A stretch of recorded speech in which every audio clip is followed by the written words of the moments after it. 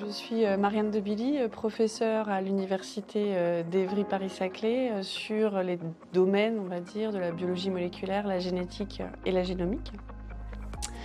À l'université d'Évry, en dehors de mes enseignements, je suis également responsable d'un parcours de master international au sein de la mention biologie santé. Et puis, je suis directrice adjointe aux relations internationales de la Graduate School Life Science and Health au niveau de l'université Paris-Saclay.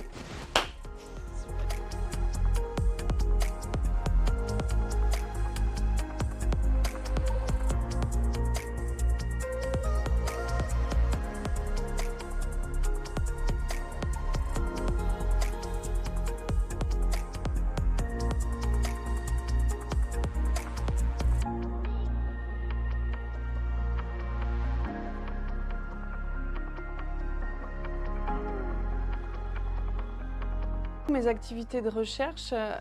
se passent à l'Institut Gustave Roussy, donc à Villejuif, où je suis maintenant depuis 10 ans et travaille dans une équipe dont les thématiques d'intérêt tournent autour de la génomique et l'oncogénèse de tumeurs cérébrales pédiatriques. Dans ce laboratoire, on est aujourd'hui environ 20 à 25 personnes et on s'intéresse majoritairement à un type de tumeur qu'on appelle les gliomes diffus de la ligne médiane, qu'on retrouve exclusivement chez les enfants et les jeunes adolescents.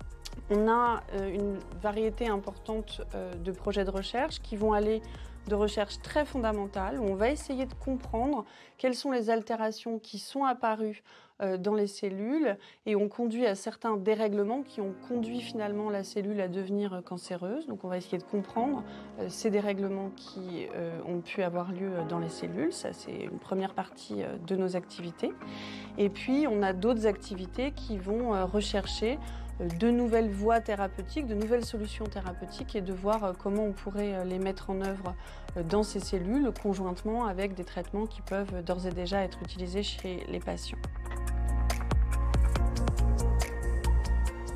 Alors en fait, dans notre équipe, il va y avoir des gens qui vont être plus sur les aspects translationnels, on va dire, donc qui vont plus réceptionner les échantillons de patients directement du bloc opératoire pour les mettre en culture et développer nos modèles cellulaires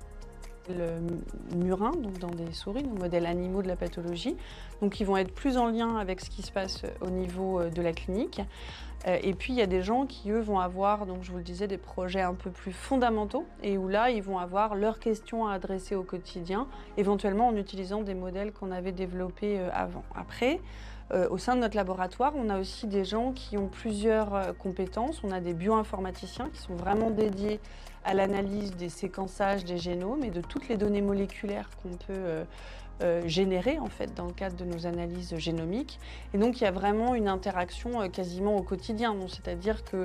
on va équilibrer notre temps entre la partie biologie humide, où on va faire des expériences avec les cellules et avec une analyse moléculaire de ce qu'on peut trouver dans les échantillons qu'on reçoit, et puis des analyses plus en lien avec la bioinformatique et essayer d'intégrer l'ensemble de ces données pour comprendre globalement ce qui s'est passé dans ces cellules. Lucas, il faisait partie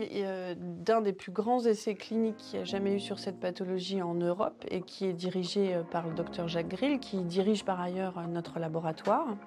Et donc, pour l'ensemble des enfants qui ont été inclus dans cet essai clinique, on a, nous, récupéré un petit échantillon de biopsie de la tumeur qu'on a analysé par séquençage de la tumeur pour rechercher les altérations qui étaient présentes pour chacun des patients. Et puis ensuite, confronté aux données cliniques, le temps de survie des patients, en fonction du médicament qui lui a été proposé dans l'essai clinique, on a essayé de comprendre ce qui s'est passé chez Lucas. Ce qu'on a pu observer, c'est que Lucas, il avait la même altération, donc la même mutation dans son ADN que l'ensemble des patients qui présentent cette maladie, mais il avait un événement supplémentaire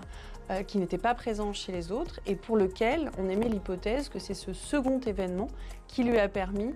d'être sensibilisé au traitement médicamenteux qu'il a reçu et qui lui a donc permis de guérir de sa tumeur.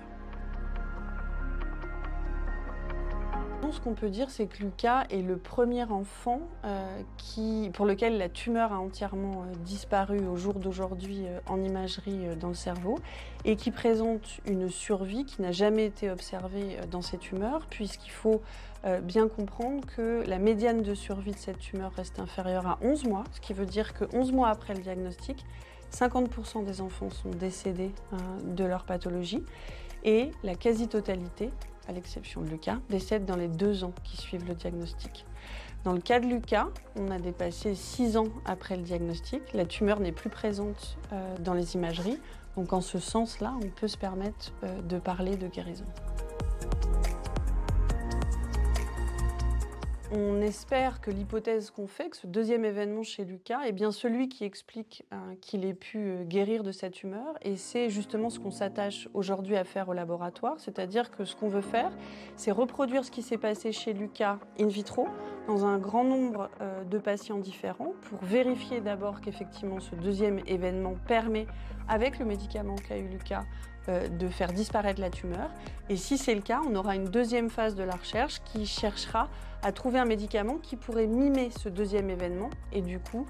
qui pourrait ensuite être proposé en combinaison aux patients pour le traitement de leur tumeur infiltrante de la ligne médiane.